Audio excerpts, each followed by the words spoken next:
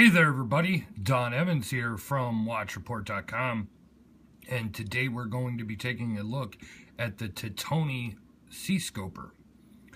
Some of you may not be familiar with this brand, and really it's for good reason. Titoni really does not market much in the United States, but they are very popular in Switzerland and Europe. Titoni is a brand that has been around since 1919. But like I said, they kind of kept marketing out of the US and other areas, and they don't even have a social media presence. There's no Facebook or Instagram for them or whatever. Last year, 2014, they reintroduced a version of their Seascoper, which was a popular watch back in the 70s. So this is their new version of it. It's actually quite different than their dive versions of the 70s, but still holds the same model name. So what we are looking at here is a 41mm case. This has somewhat of a cream or white dial. The lug to lug is 48mm. 20mm strap width, and is just about 12mm thick. You have a blue aluminum bezel and a blue anodized aluminum crown tube insert. The movement is an SW200 Sellita movement, and of course the watch is all Swiss made. Taking a look at the dial, you could see you have hand applied markers and an applied logo as well, and the logo matches the logo on the crown. You could see that the crystal is slightly domed, which adds to the 12mm thickness.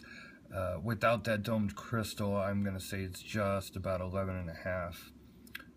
So that adds a little bit of height with the crystal when measuring, but not something that you would notice when it's sitting on your wrist. The bezel is also, the aluminum bezel insert also has, it's a tube or domed bezel, so it's not flat. All brushed stainless steel case, and I hope in the video here you could see how well brushed and finished that this watch is. You can see chamfering here on the lugs, and they do that in the polished finish, and you will see polished finish here on the bezel, and of course on the crown itself. Taking a look at the case back, you have a nice diver logo with Seascoper and all your pertinent information. Very nice engraved case back.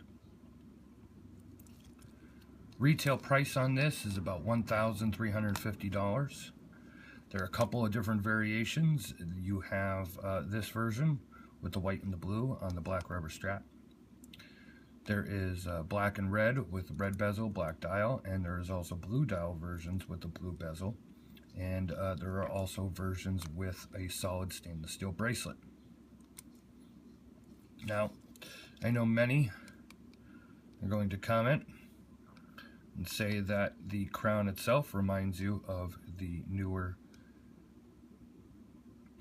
Black Bay by Tudor, and I will agree. Honestly speaking, I am not sure if Tudor was the first company to ever do that. So I cannot say if this brand is copying Tudor, if Tudor was inspired by something else. And nonetheless, you have a similar look. The rest of the watch really is quite different. I mean, it's a much thinner bezel, completely different dial and handset and such. So I wouldn't call it a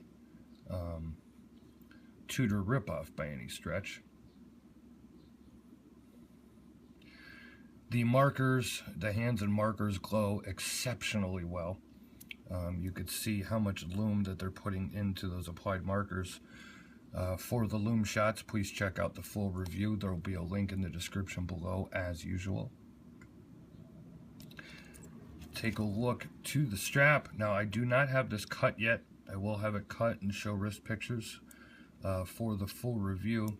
I'm going to imagine I'm going to have to probably cut about three or four slots out of it. It's a very generous bracelet with it completely open.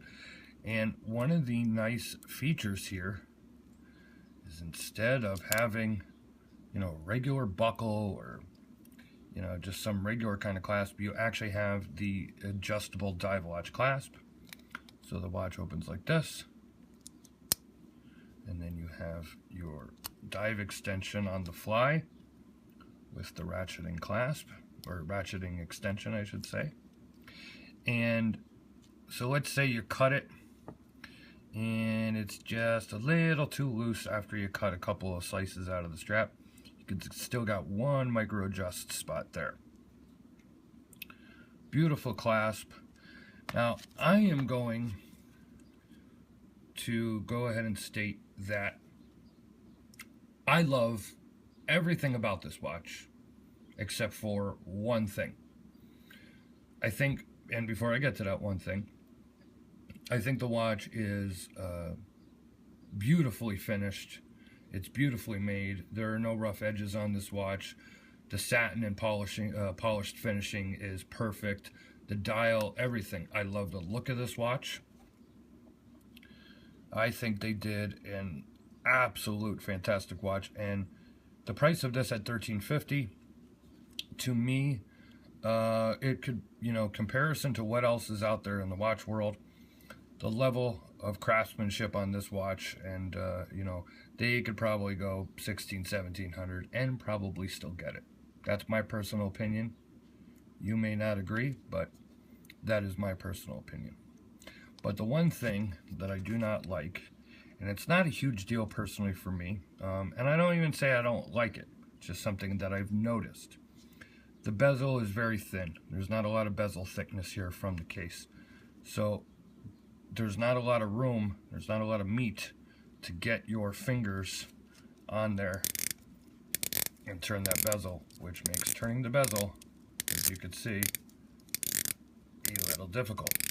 It's a very nice firm bezel and it ratchets very nicely, but is not the easiest to grip.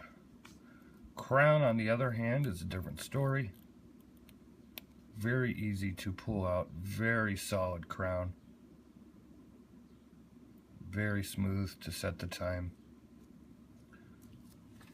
Give you a closer up look. The crown there with the crown pulled out.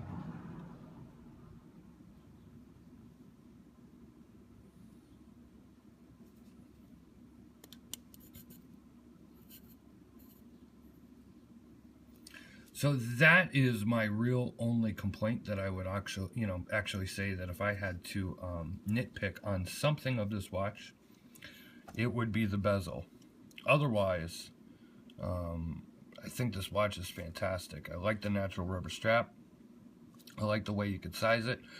Of course, you know, it'd be even nicer if you had like the Oris buckle that they do on their new rubber straps, where instead of having to cut it, you could just adjust it within the clasp and get a nice fit. But, you know, always when sizing one of these, you know, measure twice, cut once. And like I said, you still even have a micro adjustment there. And then let's just say that you got it a little too tight. You cut a little too much, you cut one extra off, and it's a little too tight. Well, now you have the easy micro adjust here with the dive extension. And so you should be able to get a perfect fit no matter what. Let me put it on the wrist here real quick. As I said, I did not size this to my wrist yet, but I will give you a look on my 7.5-inch wrist. This has been Don Evans for WatchReport.com, giving you a look at the Titoni Seascoper. Thank you for watching our videos, and I'll see you on the next one soon.